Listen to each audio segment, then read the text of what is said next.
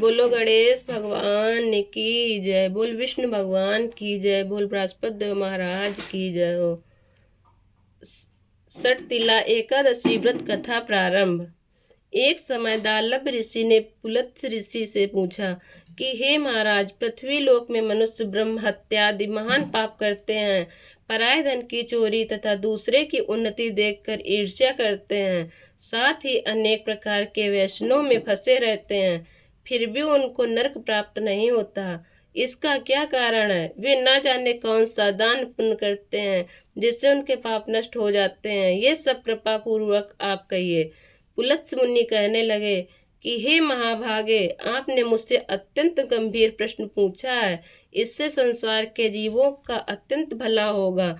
इस भेद को ब्रह्मा, विष्णु, रुद्र तथा इंद्र आदि भी नहीं जानते, किंतु मैं आपको यह गुप्त तत्व अवश्य बताऊंगा। उन्होंने कहा कि माघ मास लगते ही मनुष्य को स्नान आदि करके शुद्ध रहना चाहिए। इंद्रियों को वश में करके काम, क्रोध, मद, लोभ, अहंकार, ईर्ष्या तथा द्वेष आदि का त्याग कर भगवान का स्मरण करना चाहिए। पुष्य नक्षत्र में गोबर, कपास, तिल मिलाकर उनके कंडे बनाना चाहिए। उन कंडों से 108 बार हवन करना चाहिए। उस दिन मूल नक्षत्र हो और एकादशी तिथि हो तो अच्छे पुण्य देने वाले नियमों को ग्रहण करें। स्नान आदि नित्य क्रिया से निवृत्त होकर सब देवताओं के देव श्री भगवान का पूजन करें और एकादशी व्रत धारण करें।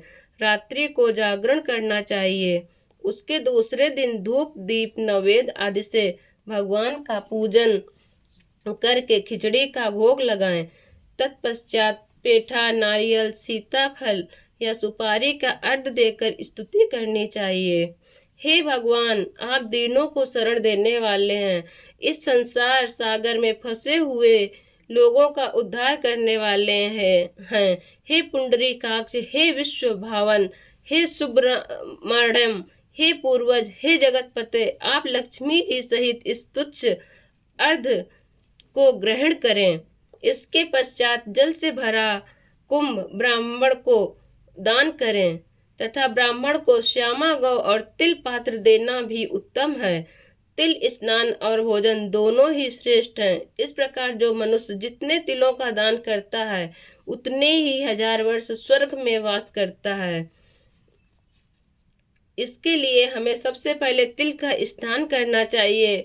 उसके बाद हमें तिल का उपटन लगाना चाहिए। उसके बाद हमें तिल का हवन करना चाहिए और हमें तिल का तर्पण भी करना चाहिए। इसके बाद हमें तिल का ही भोजन करना है और हमें तिल का ही दान देना है। ये तिल 6 प्रकार के हैं। इनके प्रयोग के कारण सटतिला एकादशी कहलाती है। इस व्रत के करने से अनेक प्रकार के पाप नष्ट हो जाते हैं।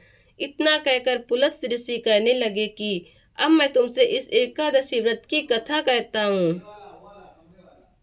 एक समय नारद जी ने भगवान श्री विष्णु से यही प्रश्न किया था और भगवान जी ने सटतिला एकादशी का महात्म नारद जी से कहा। सो मैं तुमसे कहता हूँ। भगवान ने नारद जी से कहा कि हे नारद, मैं तुमसे सत्य घटना कहता हूँ, ध्यान पूर्वक सुनो। प्राचीन काल में मृत्युलोक में एक ब्राह्मणी रहती थी।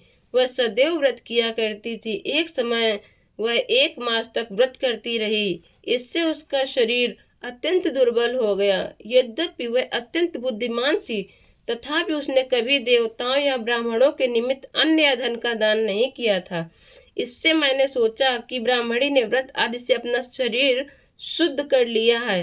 अब इसे विष्णु लोक तो मिल ही जाएगा। परंतु उसने कभी अन्न का दान नहीं किया। इससे उसकी तृप्ति होना कठिन है। भगवान ने आगे का ऐसा सोचकर मैं भिखारी के वेश में मृत्युलोक में उस ब्राह्मणी के पास गया और उससे भिक्षा मांगी। वह ब्राह्मणी बोली, महाराज, किस लिए आए हो आप?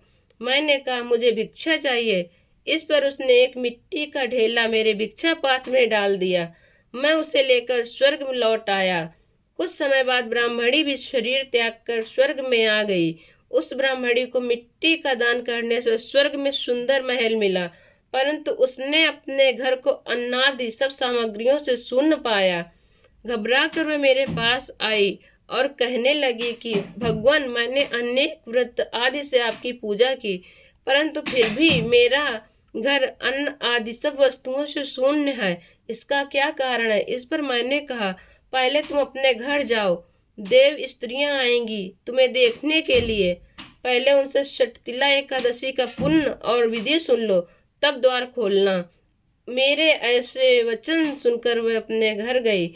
जब देव स्त्रियां आईं और द्वार खोलने को कहा तो ब्राह्मणी बोली, आप मुझे देखने आई हैं तो षटतिला एकादशी का महत्व मुझसे कहो। उनमें से एक देव स्त्री कहने लगी कि मैं कहती हूँ। जब ब्राह्मणी ने षटतिला एकादशी का महत्व सुना तब द्वार खोल दिया। देवांगनाओं ने उसको देखा कि ना तो वह गांधारवी है और न आसुरी है, वरन पहले जैसी मानुषी है। उस ब्राह्मणी ने उनके कथानुसार षटतिला एकादशी का व्रत किया। इसके प्रभाव से वह सुंदर और रूपवती हो गई तथा उसका घर अन्नादि समस्त सामग्रियों से भर गया।